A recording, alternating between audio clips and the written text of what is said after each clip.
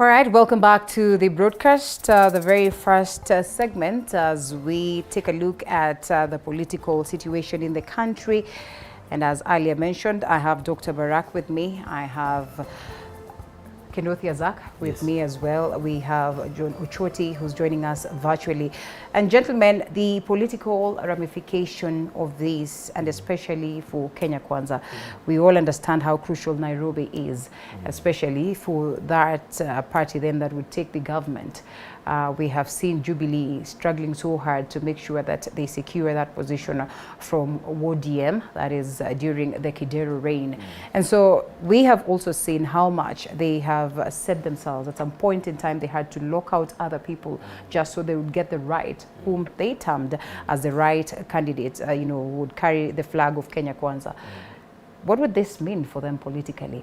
And are there chances that IEBC then would consider giving them a chance to bring on board another candidate in the event that they revoke this one of Sakaja? There's a question that you asked Barak about are we seeing a stringent IEBC now, which of course perhaps you may be able to mention, and that's where I want to begin. In 2017, IEBC was not as stringent at all. Many people should not have been cleared for degree, including Joho. Yeah.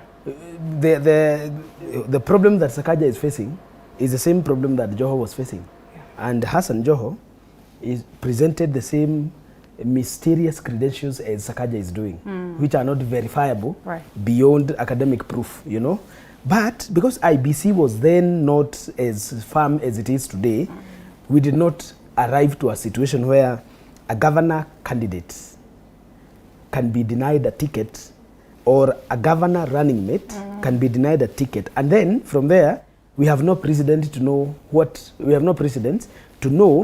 how is that going to be, resolved. Right. So we are waiting to see in Murang'a and in Nairobi, because also there was a question in Murang'a that the deputy, or rather the running mate for the UDA candidate, had not resigned by the time they were cleared. Therefore, rendering her, or then they said rendering the candidature null and void. But now, because of court issues and many things, the governor was still allowed to run and asked to change the running mate. But now this is the question. Are you allowed to change the running mate? Is the law clear on it, or is it silent? Okay. Is there a lacuna on this matter? The question lies squarely on the table of IEBC. Whether the IEBC can ask for advisory from the court or can determine through their own mechanism, we are yet to see. So therefore, here, even also in Nairobi, if the candidate, and perhaps I do not want to say if, I would say when the candidature of Johnson Sakaja has been revoked by IEBC as Mongare was, I would want to see what will happen, because the deputy candidature of rather the running mate for Sakaja is he has a degree. He's a man I know. What I don't know about him is whether he's a voter here in Nairobi, because he was vying in Nyandarua for governor. Right. And did not succeed. Adjustments would have been. Yeah. He did not succeed.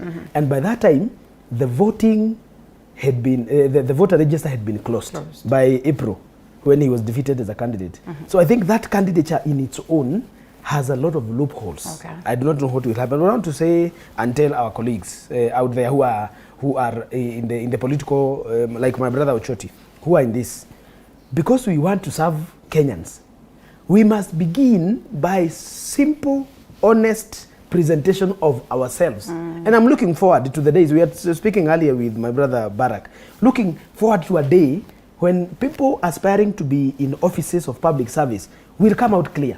I would want someday to be asked, Zaki Kenothia, do you have a wife? Yes? Do you have children? What is your position on family value? Where is your standing? As far as academic is concerned, yes. Where is your standing as far as family is concerned? Right. Where is your standing as far as financial prudence is concerned? Are you a corrupt man, Zach?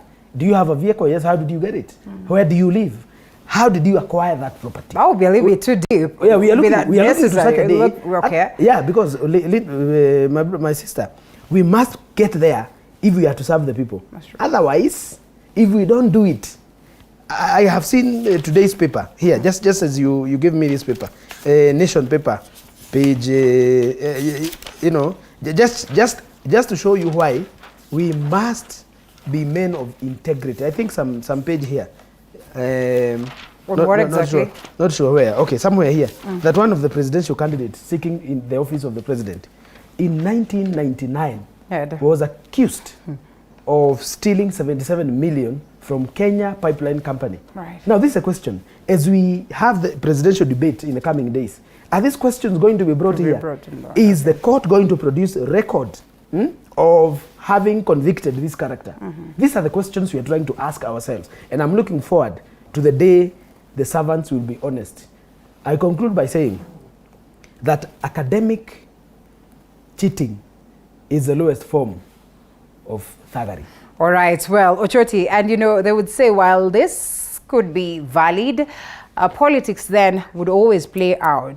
Political witch hunt, why at this very time?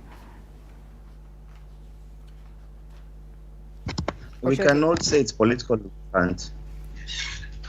And as I said earlier on, and my fellow panelists, my colleagues on the panel this morning, it is very clear that each one of us wants a nation where there is high integrity. And indeed, even the Constitution, Chapter 6 of the Constitution, envisages a scenario where we could have cheats, where we could have corrupt people seeking to hold office. So as they say, the law is very clear. High office, anyone that is running to represent the people must be as white as snow, akwe mweupe kama pamba. Do not want criminal enterprises organizing themselves and taking power in this country. So we must remain vigilant.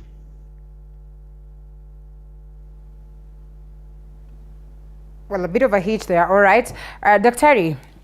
Zach speaks of Deputy President William Ruto captured on the papers this morning. And I mean, history will always come back to haunt, different individuals in different capacities, and such is playing out. Someone as well has written to us this morning and they say, we might as well need to get more, updates on the Right Honorable Raila Odinga's, education papers and all that. Such would always crop up. I mean, who would stand in the event that we are to take this direction? Is it at this very point that we now start reading political witch hunt? First, I want to say that I recognize the racial undertones in the expressions like white as snow, white as cotton. They are racist undertones, and we should be careful about them. I'm sure Ochoti is aware of that. That are things which are black like myself are pejorated, and snow white is supposed to be next to God. But it's also true that some levels of witch hunting and McCarthyism, you remember the expression witch hunting itself derives from the 1592-96 witch hunts in Salem, in Massachusetts, in the United States of America, when innocent people were taken to the gallows. Those who are not familiar with that, I commend to them Arthur Miller's famous play, The Crucible. They will find that rendition of there, that it's also possible that your adversaries will come up and say, hey, this one here who doesn't have a degree, this one here who did this and that. So that witch hunting is also possible. Later on in the 1950s, we had Senator McCarthy, who also mounted his own witch hunt against people who were said to have been engaging in anti-American activities. Basically, they were people who were suspected to have been communists. And Arthur Miller, before writing his famous play, was himself brought before the McCarthy committee, and he was supposed to name people who had attended communist meetings. So there is always the danger of some kind of hysteria also setting in. That said and done, I think we must still take people through the processes, and we must put our finger ultimately on the truth. In the process also, if you have just made some unfounded damaging allegations against individuals and besmirching their reputation, the laws to deal with that also do exist. Finally, Linda, Zach mentions some very interesting things, and I'm always worried about certain extremisms. Do you have a family? I have a family, for example, and I know many people have families, and I think all of us have families in the sense that you come from some family. But family as a notion that you must be maritally engaged in a nuptial kind of arrangement has got its own discriminatory perspectives. What should we be saying about the Azimio running mate now, Martha Karua? Do we want to falter? Do we want to go into that space? And there's so many other people. I got worried the other day when His Excellency the President seemed to have been condemning single parents, particularly single mothers.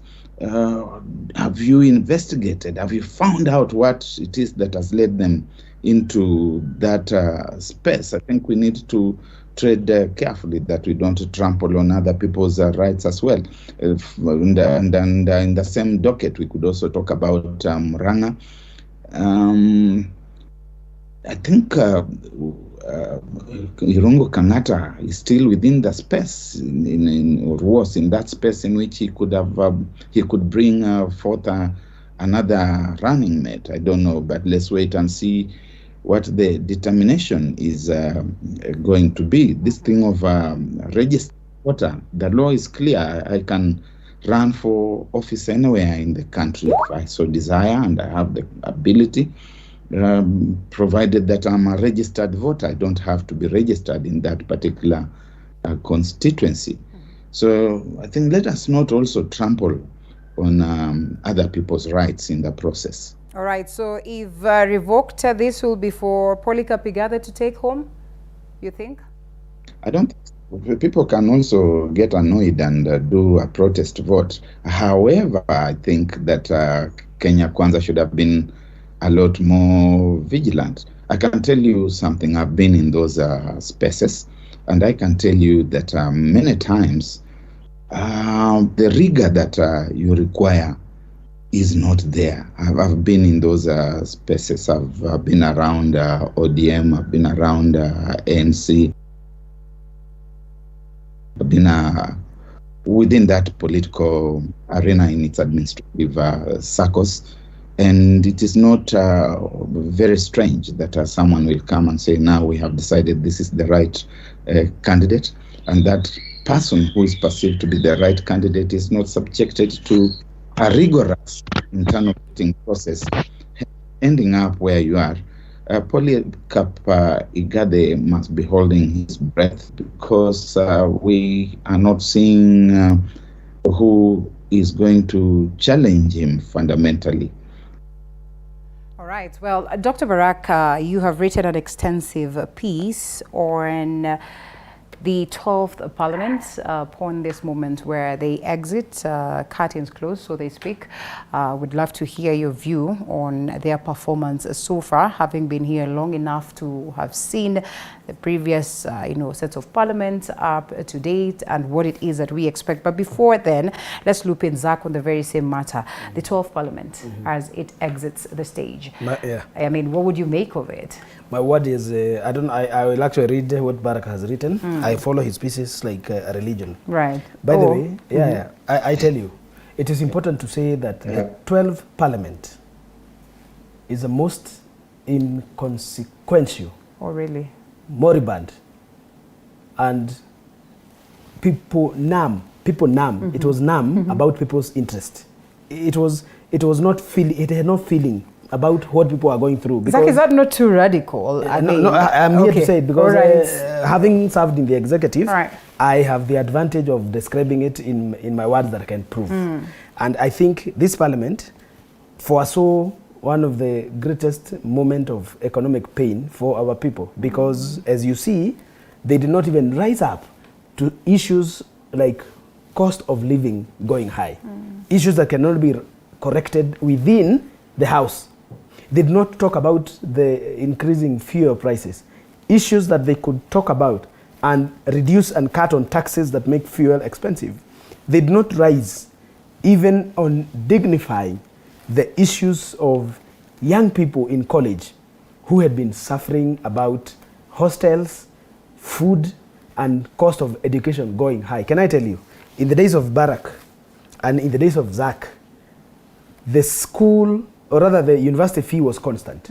University of Nairobi were paying very small money that were supposed and had been set as a way of elevating the poor family, not to equal with the rich, but to pull them away from the dungeon of poverty. This parliament sat moribund and silent when the university fees were shooting up. Actually 3 times. The fees was shot 3 times, and they were pretty sitting there. This is a parliament in broad daylight that was bribed to have bills pass or declined. And there is a record out there. You remember the famous debacle of the 10,000 shillings in the toilet. Yeah. This one was a matter that came even to the speaker's desk, so that nobody wanted to say we are slandering them. And the person who was giving this money and the people who are receiving came out and said they had received money for the sake of some sugar deal or some nasty sugar import thing that were happening. So this parliament, so that you don't think I'm radical, has nothing that you can remember.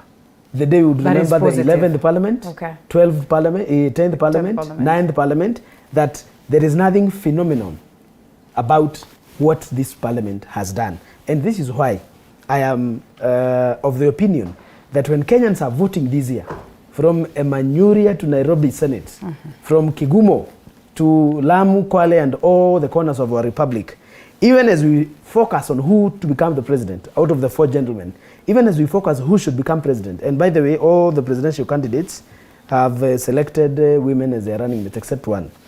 Even as we focus on who should be president, please, Kenyans, we should also think and become more alert about the House of Would you Debate. blame your boss, or you then boss, President Uhuru Kenyatta, for these failures that you articulate about the 12th No, Parliament? I don't blame the president. You know why? And where the president can be blamed, you know, I don't shy.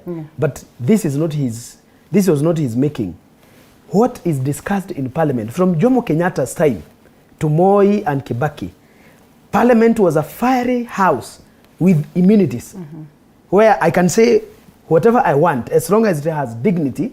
I can critique any policy of government, and I can introduce any radical change within the Parliament, including mentioning names, and I would not be prosecuted for any cause. This with year, with the kind of evident interference, and as well as, you know, the fact that President Uhuru Kenyatta hugely was running the show in there. And I mean, I've had members of parliament sitting here and they've said we literally cannot speak because if you speak, the next day you're told, go home. This is why I'm saying then, the problem is parliament. It's them. It's them. Because for me, if I am coerced or threatened or even cajoled as a member of parliament, and I induce myself into the threats, then I'm useless. Okay. I should be able to stand. What created George Anyonas? What created even Martha Karua? What created even Raila Odinga?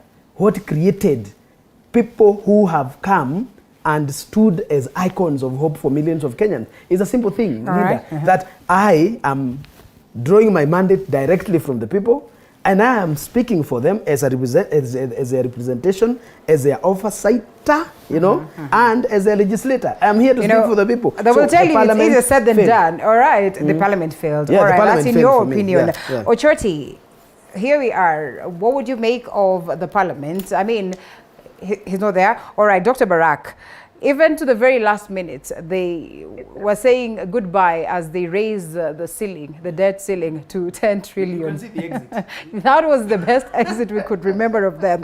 What will you make of this parliament that has been there, represented us? And I mean, at least they should be having something small that they did well anyway. Significantly agree with Zach. You know, you go to parliament, you should get there with clean hands. As far as possible, what is it that made those self-assertive members of the third parliament? Because the third parliament, the 1974-1979 parliament, has been the most assertive and the most efficient parliament in the history of the legislature in this country. That was the parliament in which people like J.M. Kariuki, who paid with his life, served. George Anyona served there. Martin Shikuku served there. Elijah Mwangale served there. Charles Obia served there. Mark Muithaka served there. Chief Gitonga of Kitui East served there. People who are very, very self-assertive, who dignified Parliament as a house of legislation, a house of oversight, and a house of representation. So you must agree with Zach Kinuthia to that extent. President Uhuru, in a departure from the past one, has been whipping Parliament from State House. He summons MPs to State House, ostensibly because they come from a certain region, ostensibly because they come from his party, and he reads to them the Riot Act.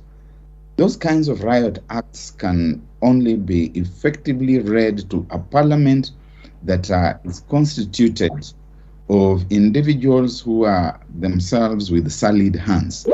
The reason people like Martin Shikuku were able to stand up to President Jomo Kenyatta and subsequently to President Daniel Arap Moi was because they arrived with clean hands. This has been a parliament that has been, as we have read, fashioned for democracy, but that has turned out to be an instrument in the hands of Raila Odinga, in the hands of William Ruto, and in the hands of Uhuru Kenyatta. It has not done its work as it's supposed to be done. It has waited to take instructions from one of the three political heavyweights and gone whichever way they have wanted them to go. If things of impeachment have come up, they have been supported or opposed based on which camp you belong to. It has had nothing. Ultimately, Linda, we will always remember the legislative gentleman who stood up on the floor of the House and said that he was a cow, someone's cow. Junaid Mohammed of Suna East told Duale that the reason you see us following Baba like cows is because we don't want things like what is happening to you here to happen to us. We don't want the comforts of being leaders, of committees, being leaders in the House, the perks that go with that to be taken away from us. So we will follow the captain like cows. Even the fact that you get on the floor of the House and refer to a mortal human being who is himself flawed as Baba, it is unacceptable. Is it? Yeah. Okay. Like here, in Emmanuel here, I got my father, Jairus, Reverend Jairus, next door, and maybe it's because I'm the son of a reverend that I find it difficult to extend that nomenclature beyond my father, other elders, and the people who deserve to be in my image called father. The father in the church, my father who is in heaven. Then you go to parliament and you're playing the sycophant and you're saying you are Baba's a cow, like Baba, black sheep. I think it's unacceptable. All right, well, and I think on that very unacceptable moment, we take a short break. We come back, continue to decipher, but I think there's really nothing much about this. Their time is out. We can only say let them go. The only fears are that we could as well recycle the same ladies and gentlemen that were there at some point in time. Maybe that's the reason why the voters should be talked to or should be enlightened on what really Zach was talking about. It's important that even as we speak about the presidents, we are keen to understand what crop of leadership we're taking to the House. So after this short break, we come back, wind up on that and get to other matters.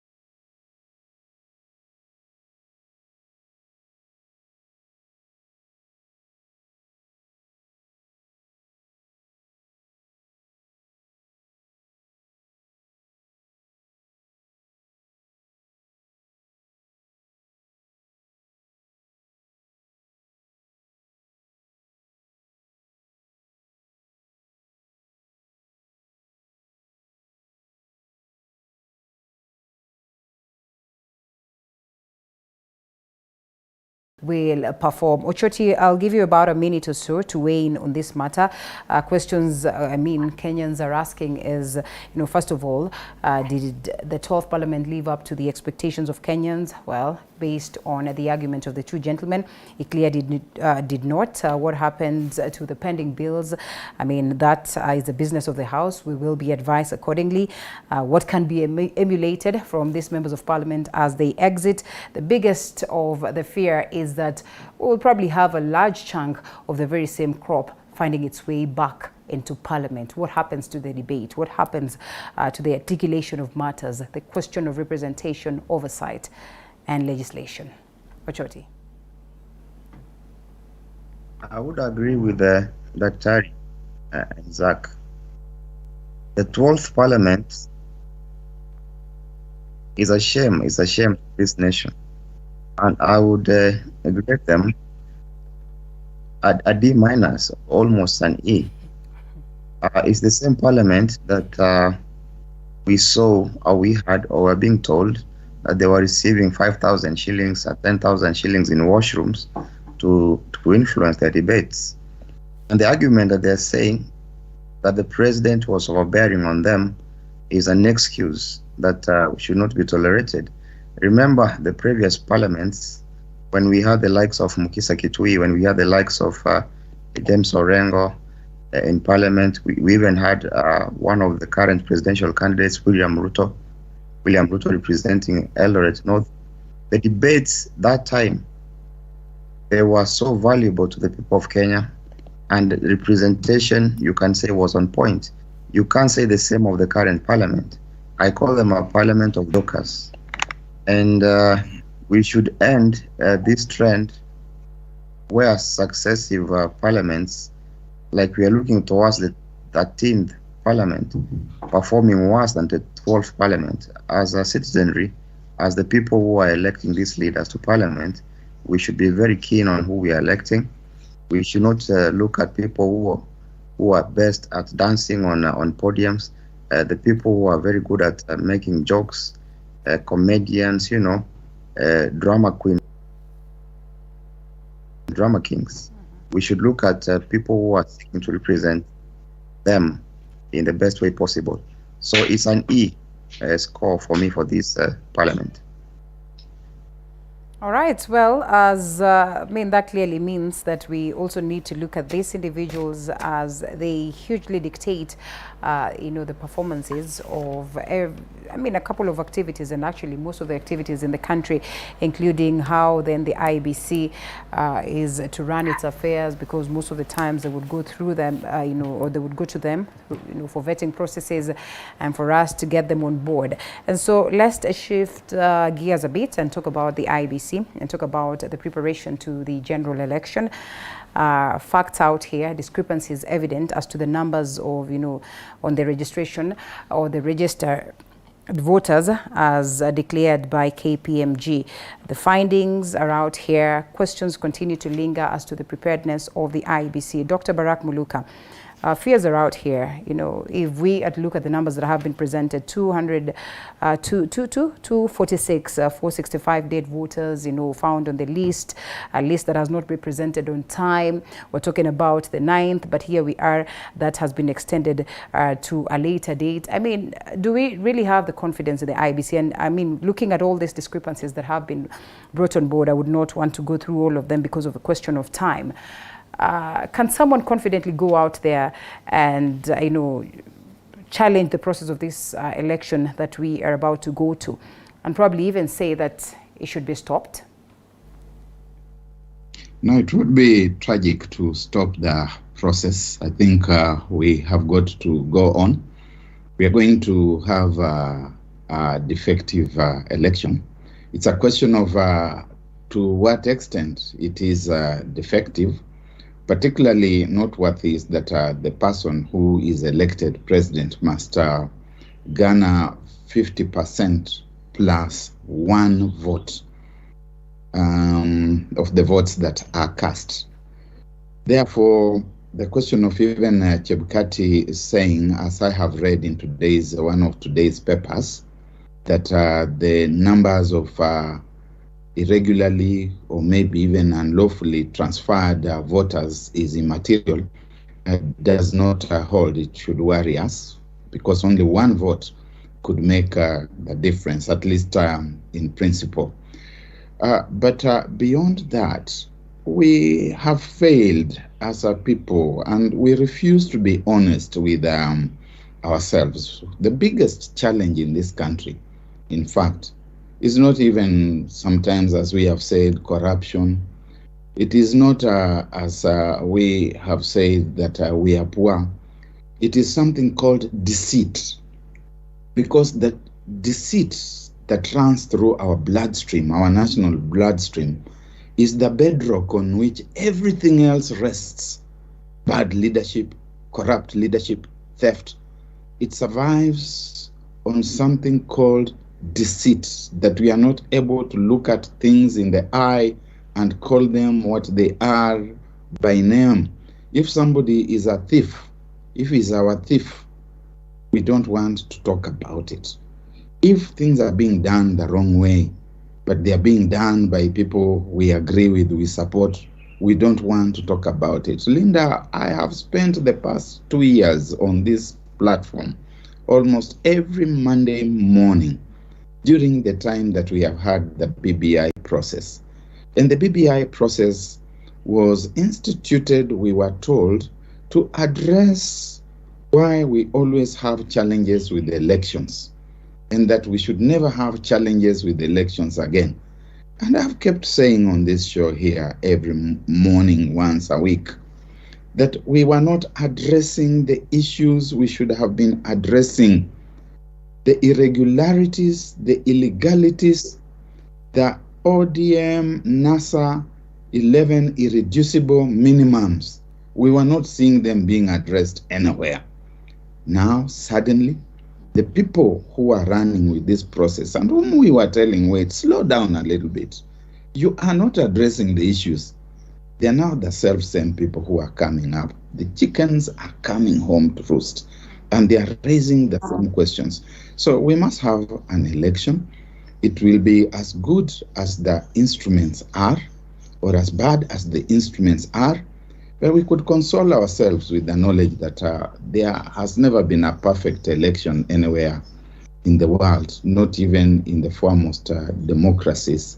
There are always flaws here and there, but ours is going to be extremely rough-edged if and when it is compared and contrasted with the others. But an election we must have. Oh, well, interesting, Zach, that the Commission has a stain of the nullified elections.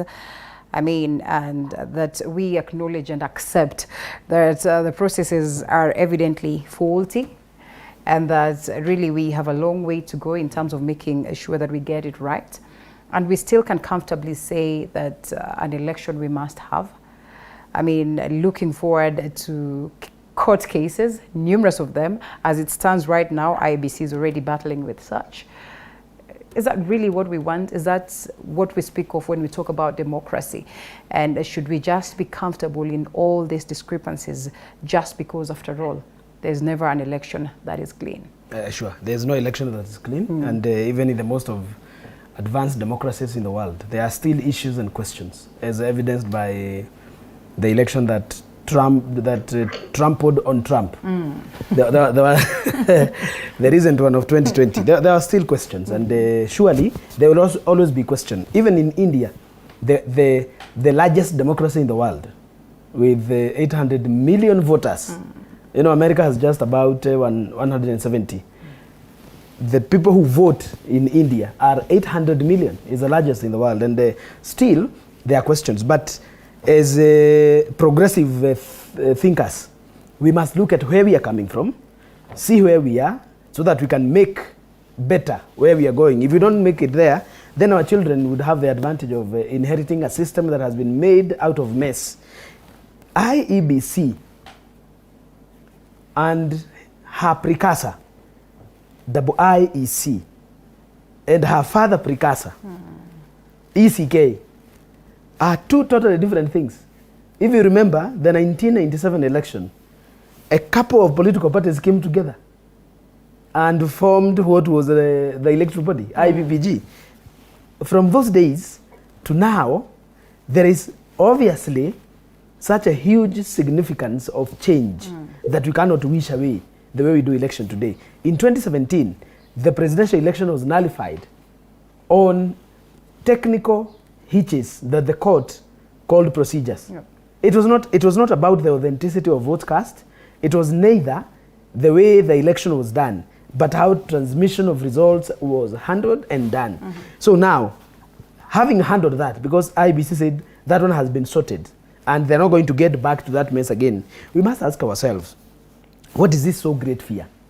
What is our Achilles heels? And I'll be happy to be corrected by my literature icon. Achilles, yeah, whatever it is, I would want him to put it. He's a literary icon. But whatever that Greek hero, what is our Achilles heel today, as far as presidential elections are concerned? In the forthcoming election, it is not the stealing of votes. It is neither the transmission of votes. Okay. It is the handling of the voter register. Yeah. That is progressive. So today they say it will be all digital once we're getting to the vote 100%. level. Yes. Nothing to do with printed papers. Not at all. And that's a good thing? Yeah, very good thing. Okay. And we say it, but the most important thing, and of course my colleagues here, one of my brother here is vying in Nairobi, and I wish him the very best, Ochoti. One of the most important thing for him and I, the candidates for this election, is not the results that for him the county returning officer will announce. For me, it is not the results that the constituency returning officer will announce. It is the results that the polling officer will announce and forward to the constituency or to the county, even for the president, for William Ruto, for Raila Odinga, for David Mwaure, and for Wajakoya, the king of ganja. You know, this And I mean, we need to speak about Wajakoya at some point. Just get to know, is it a person we wish away like that? You see the way you're laughing as if, I mean, you have seen the level at which he commands some euphoria in the country. Therefore, you cannot overlook. The only thing I can speak on that topic of Wajakoya is that I have never smoked bang. I have no intention of smoking as long as I'm in this one. But who knows? Maybe in the next world I will smoke bang. Okay. I don't know. That one is left to the gods. Yeah. Now, as far as IEBC is concerned, I think, and this we have to agree, it is a 90% approval. The 10% we don't know. The fate may turn things. Yeah. But as far as IEBC is concerned, I as a candidate, and I think many of us would agree, it is good to go. Let's say all system goes. If there will be a problem along the way, Barack Muluka is here, Zach Kinuthia is here, Linda is here as a media personality, my brother Ochoti. We will be here to correct mistakes because we are the one who are alive and we are the one who will encounter the problems, and therefore we should be the one to correct them. We are still breathing. You know, blood is still in the veins. If there will be a problem within the IEBC, we will address it. And we will not allow anybody to be discriminated. Some Kenya could easily be addressed before we get to the level of the polls. Why not address such, you know, at very early stages? Because now we are just casting aspersions. That we are saying there could be a problem here, there could be a problem here. On this data, I think it is fair enough we say IEBC accepted that there is a problem with the auditing of voter register. It is a process that is not yet complete, and they are going to, I think this week or next week, they said they are going to give a full media release, and they will address as a commission all this matter of these 1 million voters that were removed from here, blah, blah, blah, blah. Because how do you declare that, you know, us casting aspersions while, you know, this has been done by the audit firm that has been, you know, set to do that? No, on this one, I'm not... On the question, I mean, a couple of issues that arise. I agree with you that the aspersions we are casting is fear of what could go wrong. But as far as the audit is concerned, by the way, we are very keen. We want to get the full audit, and people like us who read, not like Sakajas and Wanjeges of this world. People of us who are able to read, we will also read the report that KPMG will present to the public. Yeah, we will interrogate. Barack and I know where we meet for tea. We will interrogate without political affiliations whatsoever. And read this report because we are intellectuals of heavy standing. Athens would be very proud of us. Ochoti, and that these very same individuals are not the ones who are going to rush to court to say that, yes, we audited the reports that were presented to us by KMPG, and that, yes, then we warned them, we told them there's going to be a problem, but they still did not hear.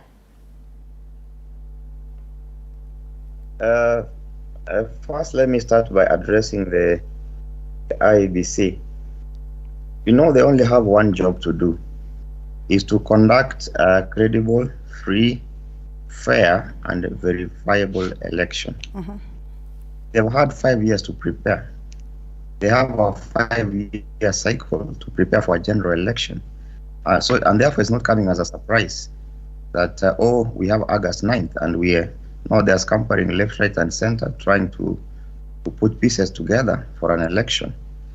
And also IEBC is conducting a very serious exercise, an exercise which has a serious impact on the economy.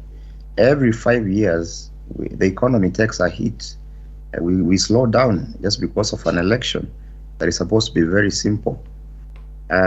We see violence happening. We lose people, we lose lives.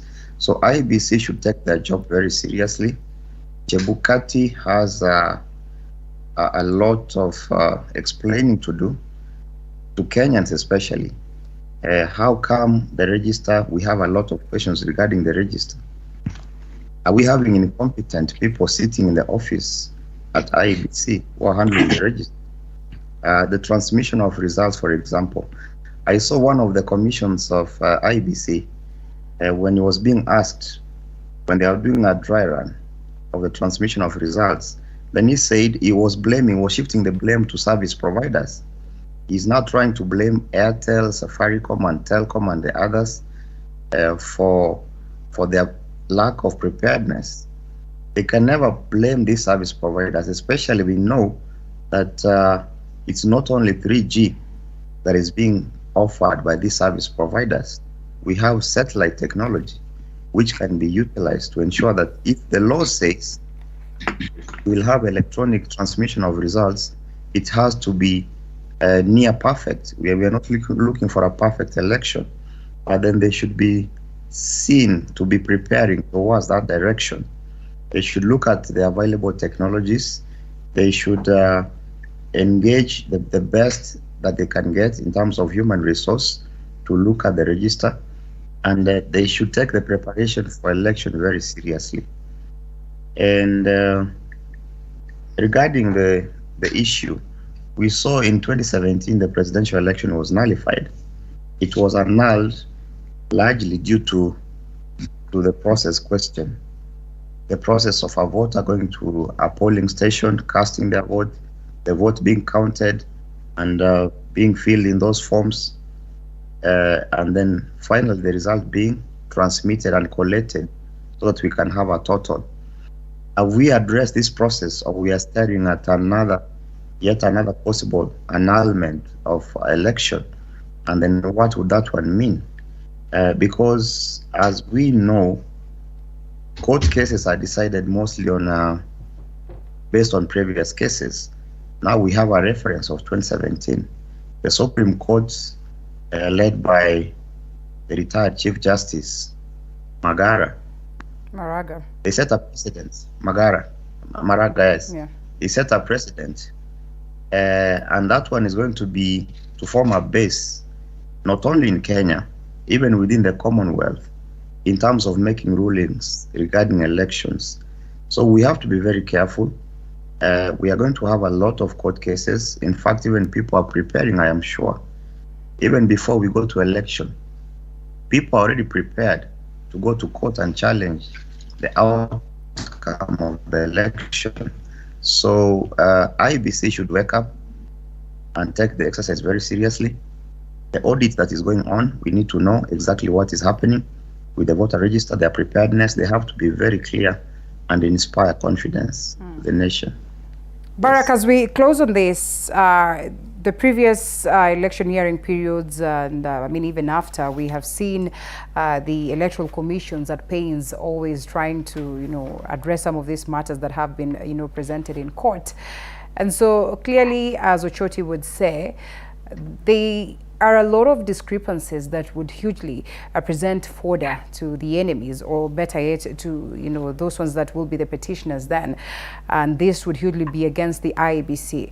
I mean, are there better ways that they could have handled some of these matters to avert or to evade such? Because if we're to talk about the 2017 election that was nullified, I mean, the problems that were presented should have been addressed by the IEBC before now. Such has not been addressed. If we are to talk about something as basic as what the laws dictate of the IEBC in terms of timelines and all that, something as basic as the audit, which was supposed to be presented by June the 9th, not presented, and now such is expected to be presented on the 16th. I mean, these things are rightfully enshrined and embedded in law. Can't IEBC just handle this early enough to avoid the problems that we are facing right now? Thank you. I tend to lean more towards Zach, and thank you, Zach, for the kind words. Zach and I take tea somewhere, and of course we do. Thank you, Daktari. and the issue is that we are making some baby steps in the right direction. I think it's also important that we create the right mood for these elections. If we become overwhelmingly pessimistic, we are likely to be setting the wrong kind of mood. I have been extremely concerned that even the Chief Justice herself is not waiting for matters to get into her court.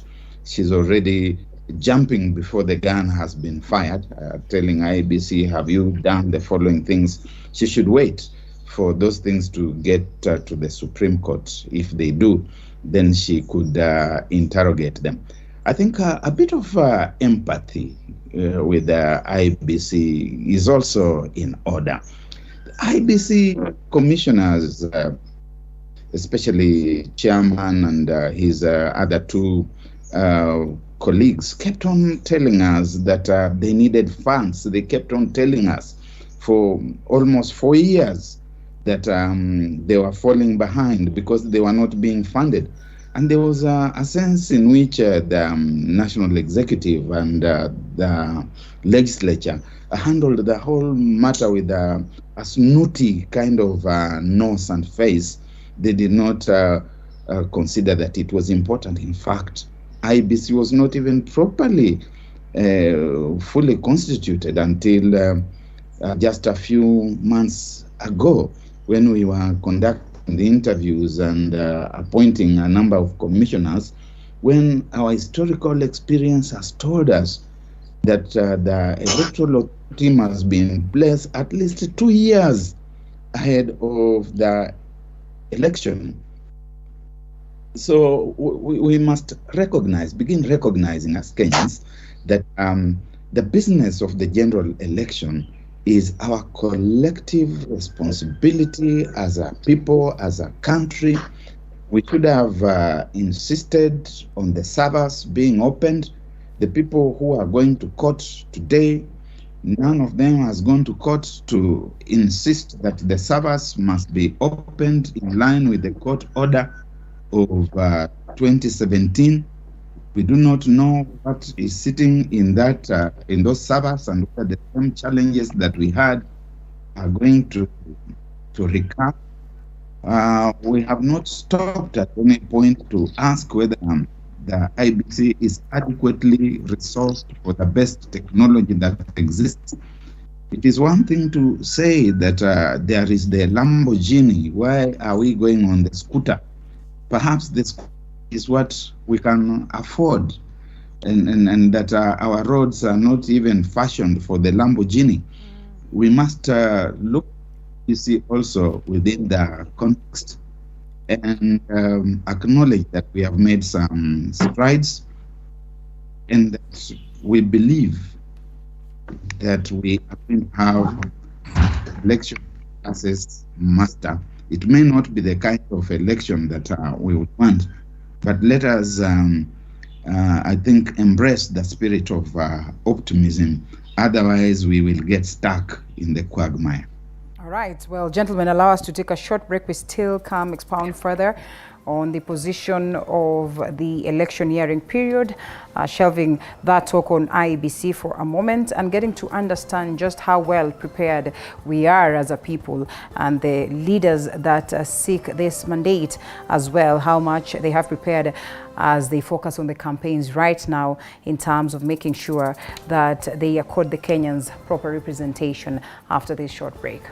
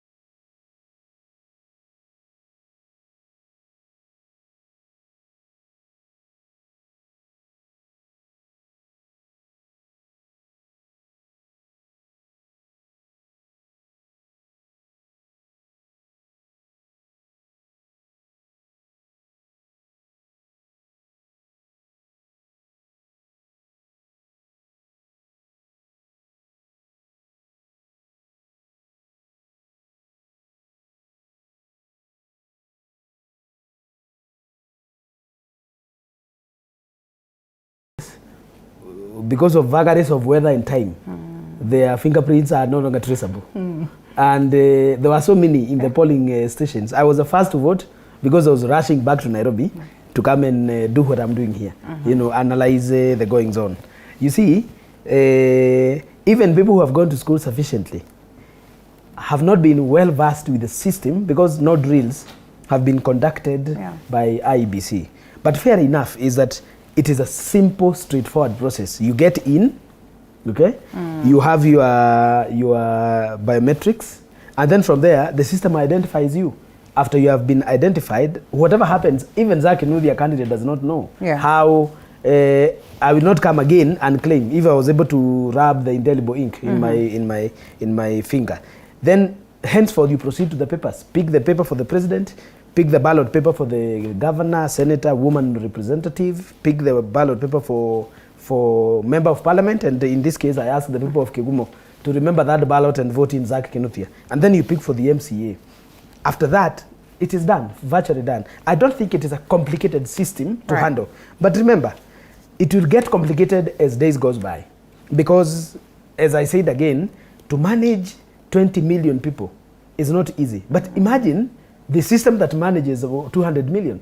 As I said, India, 600 to 800 million people who vote at any given time. To manage that system, there requires highly sophisticated but totally efficient electronic system so that you can vote from where you are. Imagine Kenya, that you can vote now. You know, in America, you can vote months in advance. That you can deposit your ballot and say, me as Linda, I'll vote for Zach Kinuthia. Then you put it, and that's done. Months before election. What if we introduce that here in Kenya today? There would be pandemonium and chaos in town. You know? The candidates were just declared the other time, so So such a thing, I am looking forward, and it is not in a far distant future. I suppose that in 2032, we will post our vote, not cast. We will post our vote, and I believe because I'm an optimist, idealist, that it will happen now that we are progressing towards eras of ICT and technological boom, and this is a good thing for us. But as again we say, integrity, honesty, and values and virtue must be upheld. Otherwise, technology is not bad. It is the person in the hands and which technology is placed becomes bad because they want to do their own thing. So for me, I would say IBC good to go, even if the systems may not be very clear to us. Once you get into the polling station, we are the people who create system and we are the people who destroy system. We would say, as the Bible say, that man was not made for the law.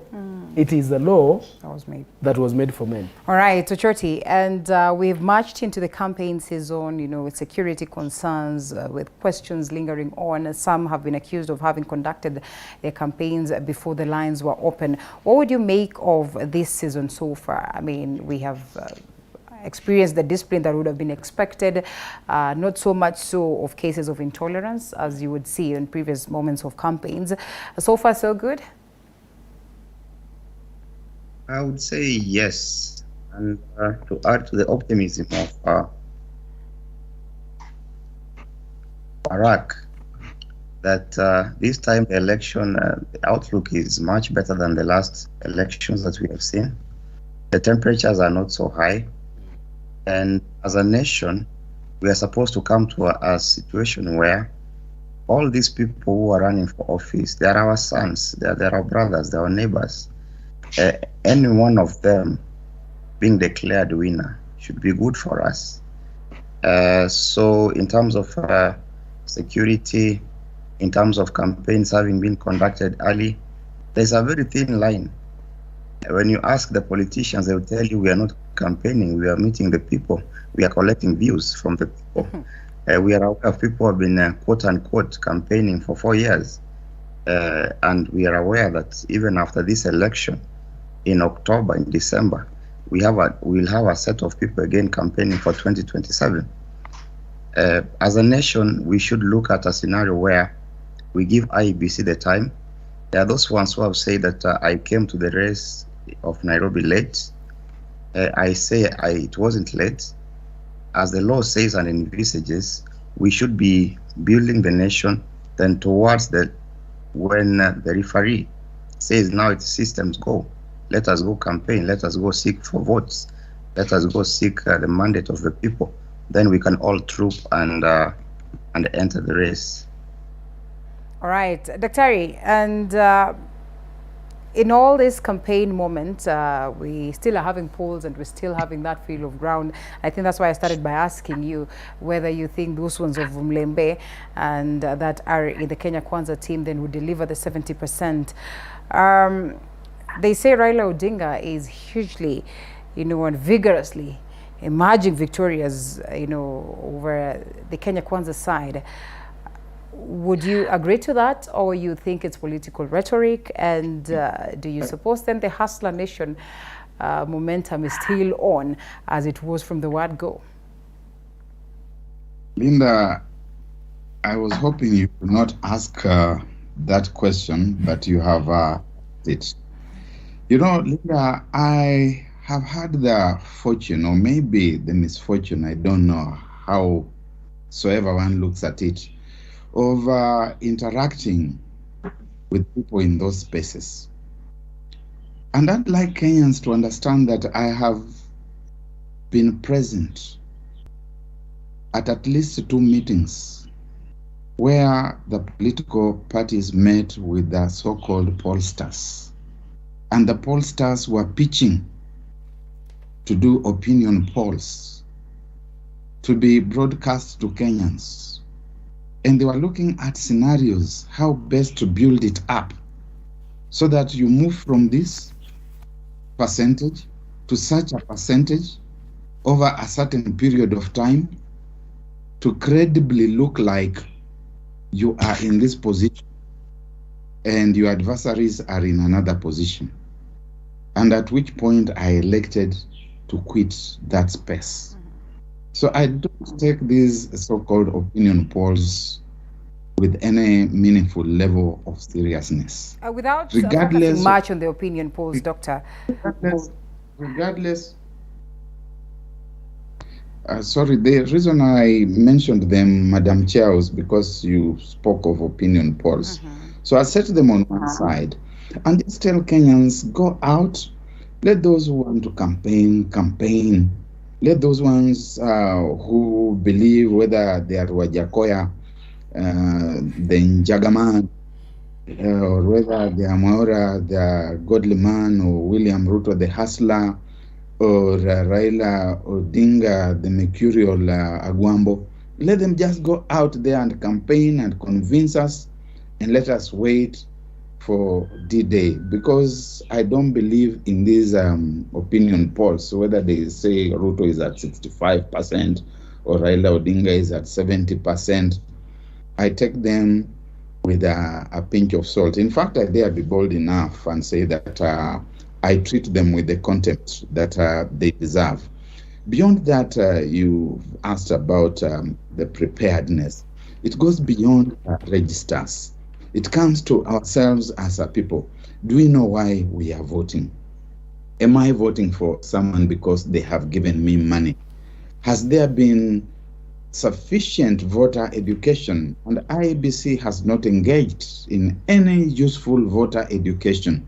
Voter education is something that should go on for 5 years so that the electorate is better, it's maturer after 5 years than it was 5 years ago, that we know why we are voting, we know whom we are voting for, we know why we are voting for them, we know other people's rights and freedoms. I've heard Ayubu Sabula, who has been aspiring to be governor here in Kakamega, telling people ati tutawahamisha hapa ikiwa hamtapigia Raila Odinga na watu wa Azimio One Kenya Alliance. Na nashindwa, this is a legislator. He's telling people here in Sorota, in Kakamega, that atatuhamisha. Sasa yeye atakapokuja kutuhamisha na sisi tutafanya nini? That is where problems begin. We have had people who should know better telling us about the deep state, telling us about the system.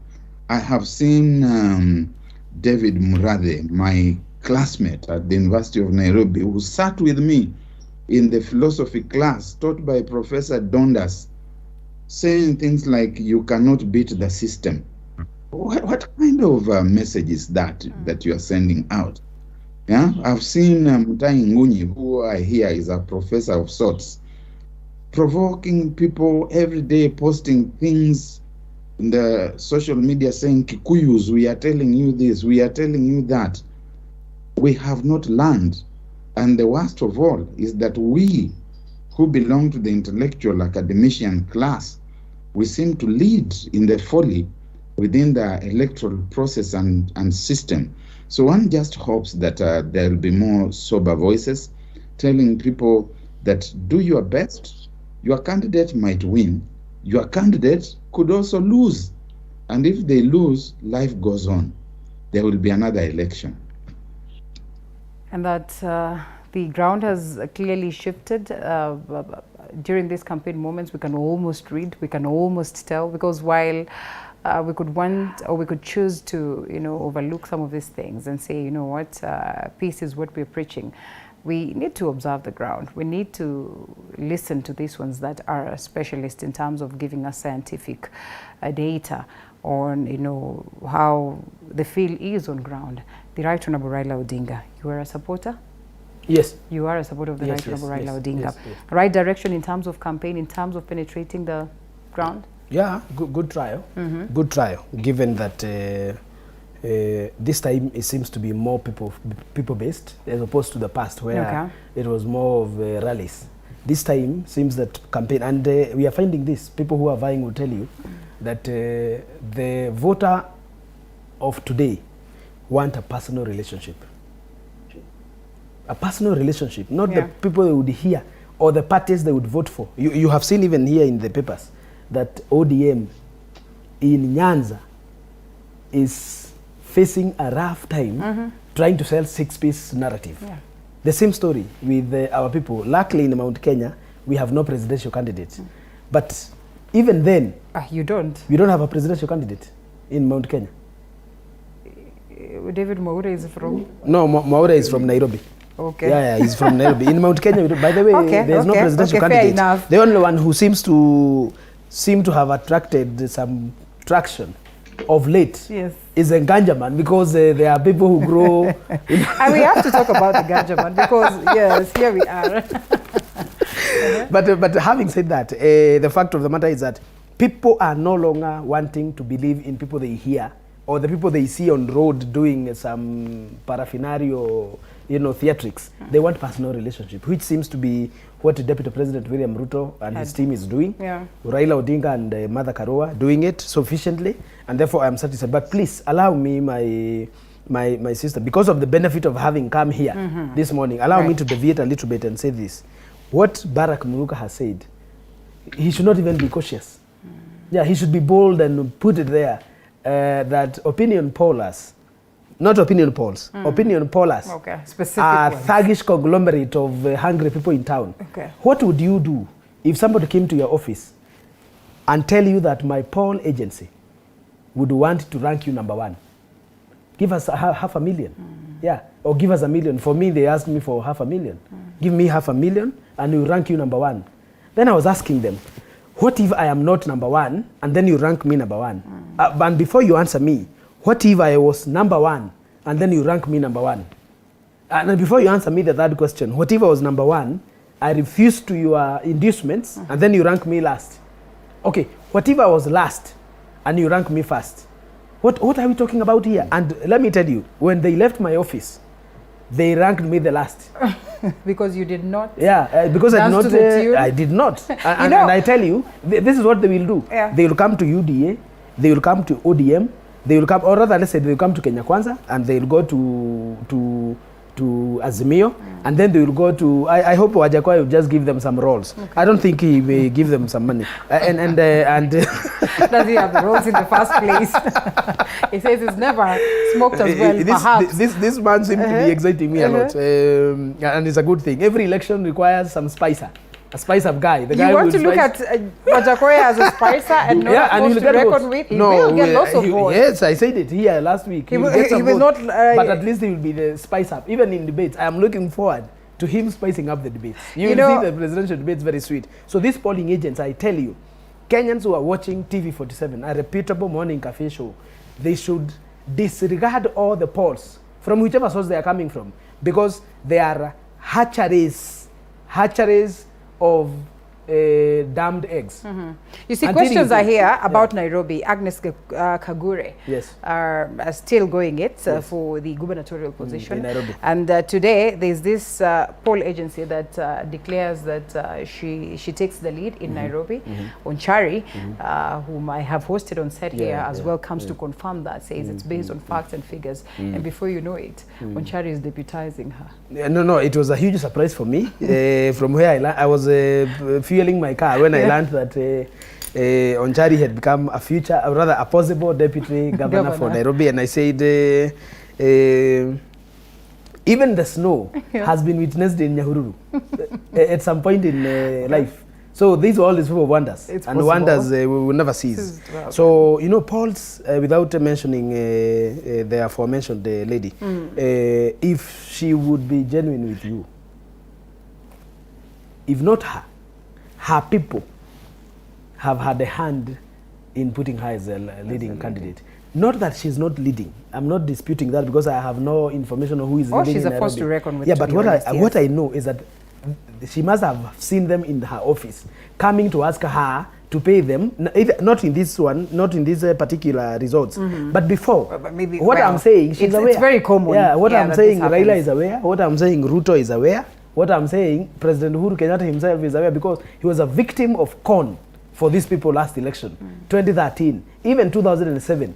They had come to him, and there are only two pollsters, only two, and told him that he would be better placed, because polls are showing if he would vie against Raila and Kibaki, that is 2007, he would win. Right. Yeah, that's what they told him. Yes. And they came with results and papers everywhere. So let me say this, these things must be trashed. Let me be open. I'll not be as diplomatic as my brother Barack. Polls should be trashed the same way you trash things you don't require in your house. Is it so? Even where Not they in rank totality. even- Perhaps there needs to be some please, regulation. In total, take this, Linda. When you'll be buying in an office, and I pray for you someday, Amen. you will see how useless these people can be, because they are conmen. They come to con you out of your money. If you don't give them, What if they we rank enforce you. a bit of regulation? It that will not. would- It's not possible, because you cannot regulate human behavior. Hold it right there. Yeah. Ochoti, you're the only person I've not heard speak of Wajakoya. We've spoken of Wajakoya with Zach in the previous sessions, as well as Dr. Barak. I know the first times it was just like a joke, but before we know it, here we are. And indeed, he's really gained some momentum, and then the odds seem to be favoring him. What would you make of this Wajakoya, bid? What it is that he represents, what it is that he brings to the people? He says, "Scrutinize my manifesto," which others would argue is about ganja and ganja and ganja. And you've listened to him, I would want to believe. Here we are. Questions again are being raised as to whether we should be having this conversation of an illegal substance in the country. We should. And I mean, Yeah, there are others who are actually yes. right here. They say legalizing medical industrial bang overdue. Yeah. And it's in the national paper. It's in the national We should paper. be able to be bold to speak about it. If we speak about LGBT in other democracy, if we speak about things like why am I forgetting? Is it because we are on the same table? Please proceed. I seem to have I should have been set on the other side as usual. I think I have lost that line. Not a problem. Ochote, George Wajakoya, Luchiri. Wajakoya is not only coming to spice up the election. Wajakoya is raising very, very critical questions that we should consider as a nation. When he speaks of marijuana, weed, as it's being called in the streets, we should listen keenly. What is he talking about? Is he saying that we should enjoy smoking the weed, or we should use it for medical purposes, and it can earn us, a lot? I tend to believe that he is looking at the question of commercializing it for medical use. Is a debate that we should have, as Zach is saying. We should welcome him. We should give him all the platforms, and I'm glad, I'm happy media houses are giving me the coverage that it requires. And even the other day, I was surprised when he was moving about in town, and he has a whole lot of people, I mean, thousands of people following him. He's one man that we cannot ignore. We from the leading coalitions, I am from Azimio, and my brothers from Kenya Kwanza, we should not sit pretty. There's a sheriff who can come and upset matters. Remember, we talk of 50% plus one. Are we looking at a scenario whereby Wajakoya is coming to steal the show and force us to a runoff? We cannot underrate Wajakoya, the influence and the impact that he will have on this election. I've had a privilege, an opportunity of interacting with him one-on-one. He is an individual that is focused. He's an individual who actually believes he's going to win the election. And according to him, he's putting in the entire effort that is required. And even by virtue of him being cleared by IEBC, remember, a lot of, you could call them organized, quote unquote, candidates like Wairia, they could not manage to raise the 48,000 signatures which are required to have them cleared. We saw other candidates being denied a clearance because of not being prepared. Wajakoya has gone the extra length. He has collected everything that is required to have him cleared to run, and therefore we should take him very, very seriously. He might not be the leading candidate and a favorite for becoming the president, but then what is his impact in this election? All right, and perhaps Barak, I should ask this question. Do you think that Wajakoya really believes he would win this one?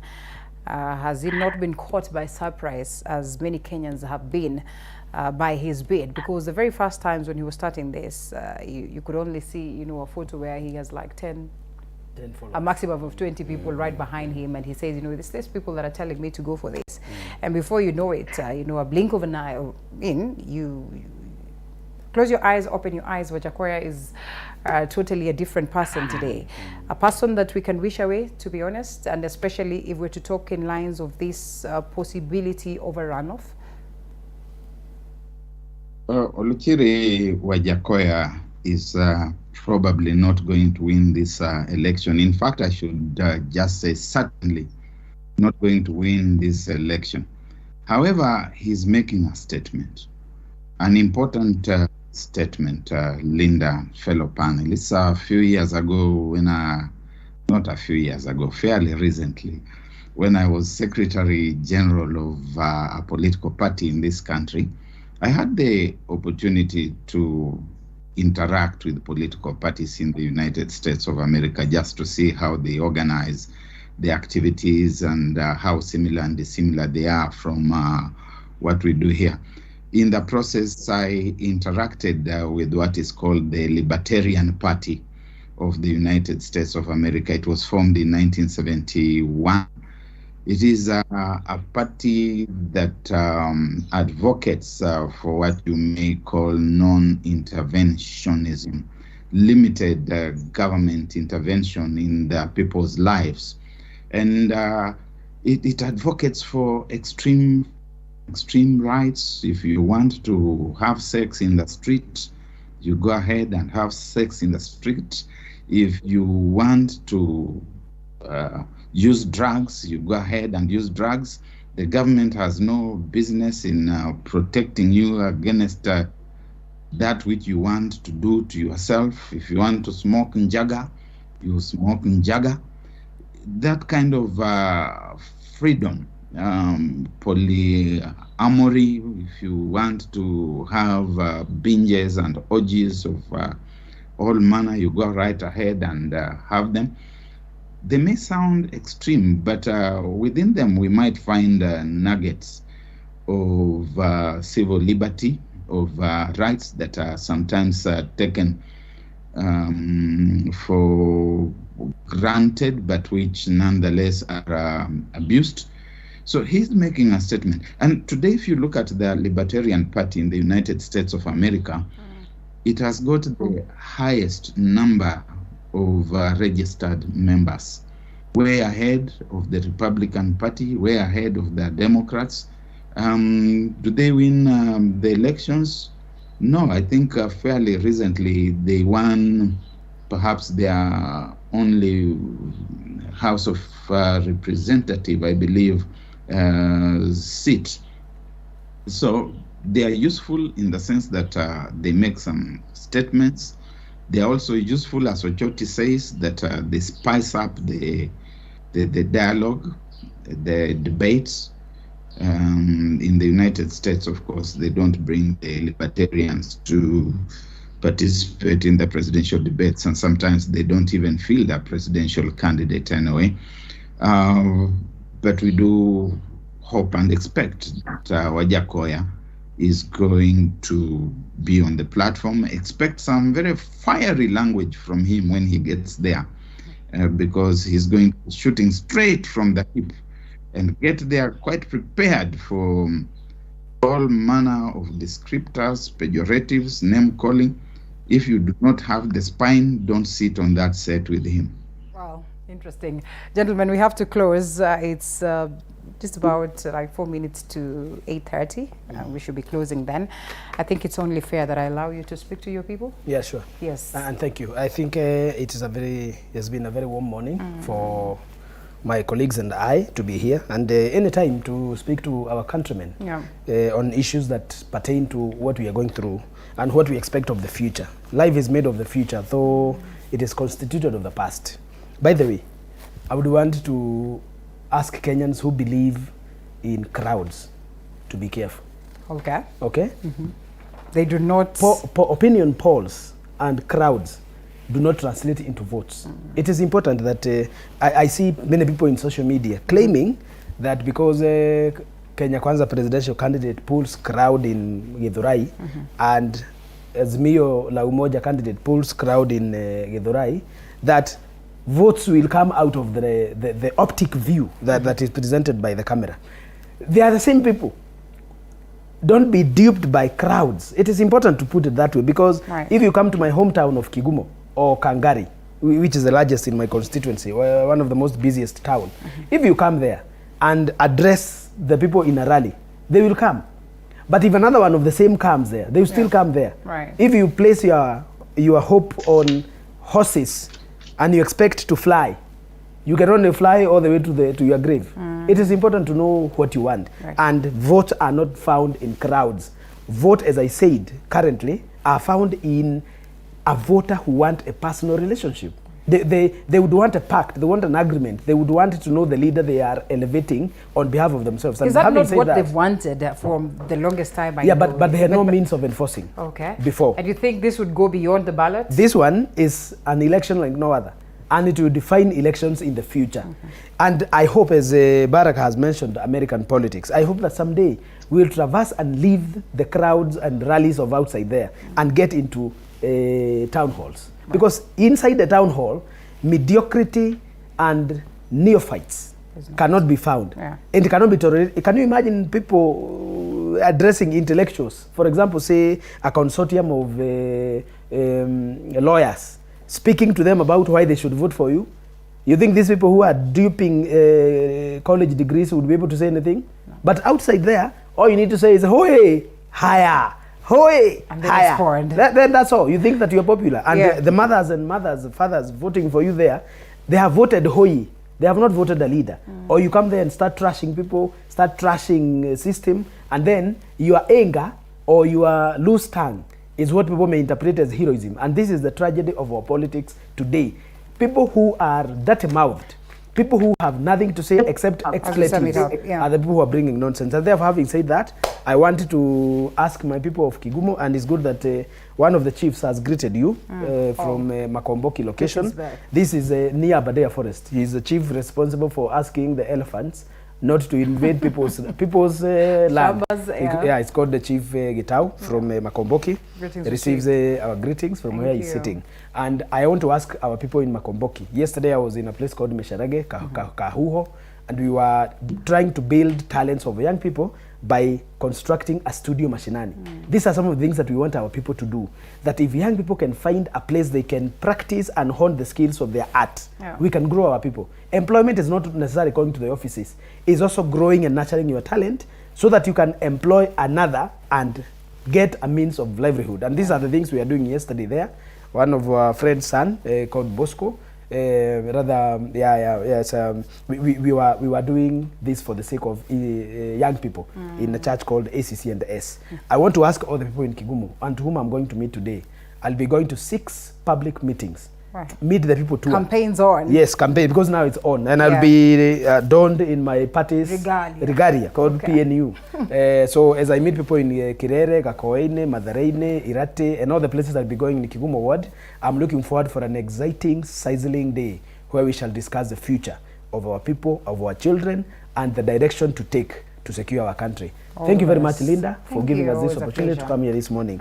Anytime, any day, I would want to participate in such a debate. Always looking forward to that. Thank you. Asante sana. Ochoti, speak to the people of Nairobi. The good people of the great city of Nairobi, it's my pleasure to again have an opportunity to talk to you. I'm seeking your vote, represent you at the Senate. And as my colleague Zach says, let us have a debate about the issues which are affecting us. Let us talk about empowerment of the youth, empowerment of the women. Let's talk about affordability of healthcare.